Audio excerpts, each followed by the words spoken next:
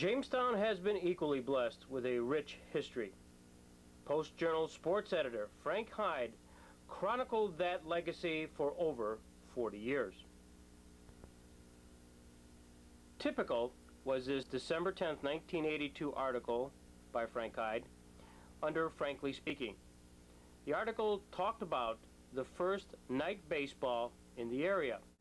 He recounts that the first Major League ball game under the lights was in May 24th, 1935 between the Cincinnati Reds and Philadelphia Phillies at Crosley Field. The game was won by Cincinnati. Many notables watched the contest, first under the lights in the history of the majors, and President Roosevelt switched on the lights during the pregame ceremonies. Cincinnati stepped into baseball's future by installing lights at Crosley Field. And for the first time, fans could see a ball game after a hard day's work. Ironically, it was the Reds who in 1938 met the Brooklyn Dodgers in the first night game at Ebbets Field.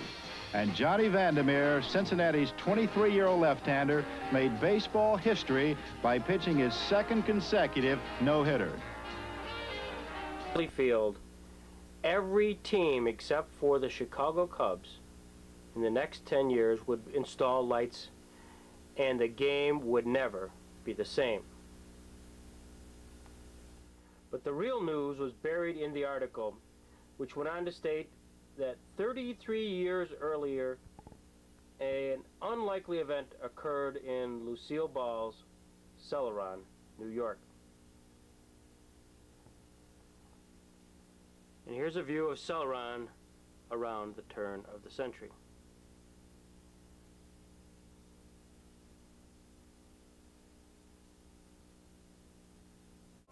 My grandfather used to take us to vaudeville every Saturday, and I grew to love it. So all I knew is I wanted to be in vaudeville, and I wanted to make people laugh. I certainly didn't want to make them cry, you know.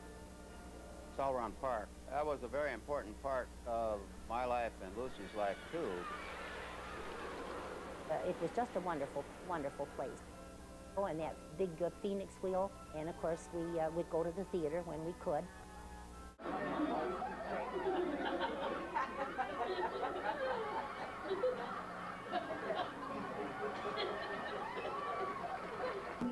Oh, here's that fish that Ricky caught in Lake Chautauqua. He had it on.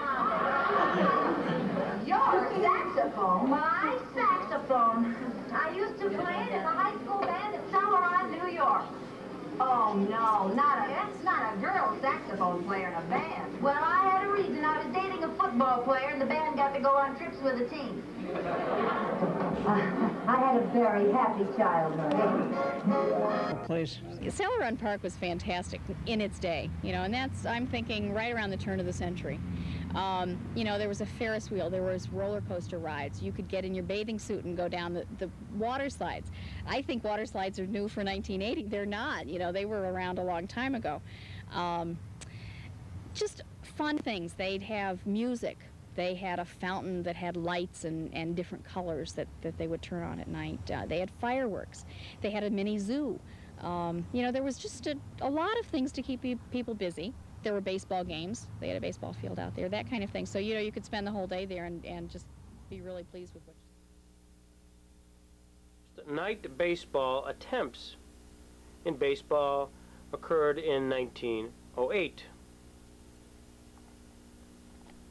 Prior to that time, baseball had experienced with night play ever since Edison had perfected the incandescent bulb.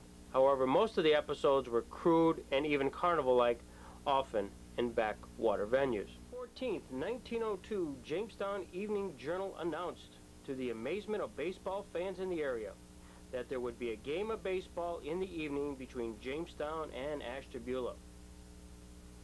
The rhetorical question was asked, while many will wonder how the baseball diamond can be light enough in the evening for a good fast game, the fact that the thing has been done and done successfully in other places is sufficient guarantee.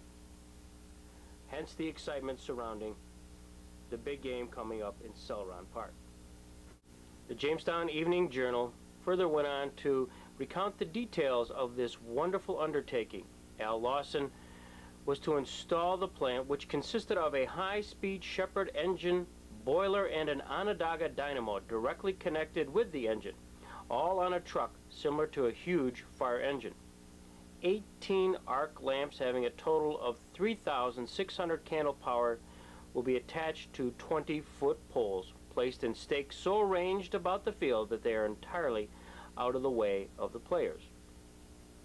Mr. Lawson says that the ball may be distinctly seen at all stages of the game.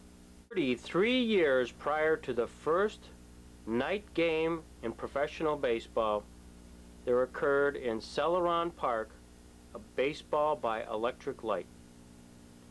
More than 700 folks assembled for the game. The crowd was reported as being extremely curious about what kind of game could be played at an hour long after an ordinary game would be called on account of darkness. Upon entering the field, the first thing to attract attention was a large engine resembling a steamer used for fire purposes. This supplied power for 20 arc lights which were arranged about the field. When the first game was called at about 8:45, the players took their regular positions, except the outfielders, who remained close behind the bases. A ball such as used for indoor baseball was thrown onto the diamond, and the fun began. The first batsman made one or two ineffectual efforts to land on the white object, and then met it with a terrific swing. Instead of sailing out of sight, as was expected, the ball landed only a few feet in front of the plate, where it was easily fielded by the pitcher. As a rule, the ball was merely tossed to the batsman, who had little difficulty in hitting it and reaching first base. From there on, the trip around bases was easy, as the catcher did not care to chance a lost ball in the darkness behind second base. On account of the chilly breeze which invaded the grandstand, the crowd allowed no signs of displeasure when the last man had been retired.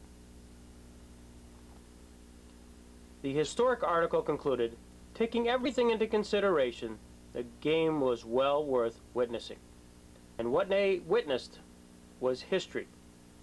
The first night baseball game in Celoron, and according to the Society of American Baseball Research, one of the first ever in the country. On June 17th, 1902, Celoron hosted what Frank Hyde termed an historical event for this area.